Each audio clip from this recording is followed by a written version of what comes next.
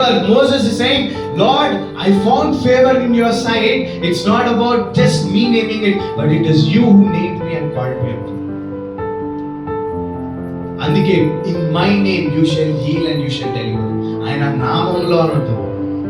That's the beauty of his name. యాకోబు దేవునితో మాట్లాడుతున్నాడు, నీ పేరేంటి ప్రభువా అని.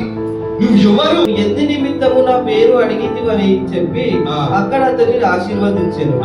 దేవుడు చెప్పిండా, నా పేరు నేను ఎవరో, నీకు నీ పేరు నీ గ్రహింపు నీకు తెలియదు కాబట్టి నీ పేరు యాకోబు కాదు, నీ పేరు ఇశ్రాయేలు. అందుకే నీ పేరు ఫస్ట్, నీ పేరు నీ వాల్యూ ఏంటో తెలుసుకో. నువ్వు రాజకుమారుడివి, నువ్వు బానిసత్వంలో ఉన్నవాడవు కాదు, శాపంలో పాపంలో ఉన్నవాడవు కాదు.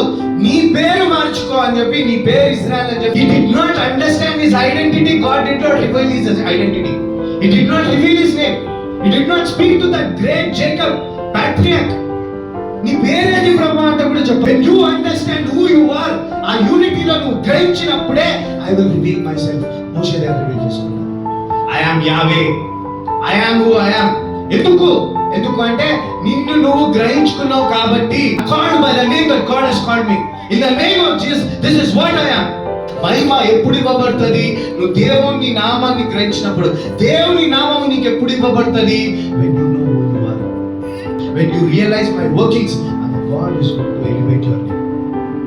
When you see my working, నా క్రియలను నువ్వు గ్రహిస్తే నీ నామాన్ని నేను ఇచ్చిస్తాను. నక్షత్రములను I count the stars and name them. ఆ దేవుడు ఏమంటున్నాడు తెలుసా? I have named you. I have called you by name.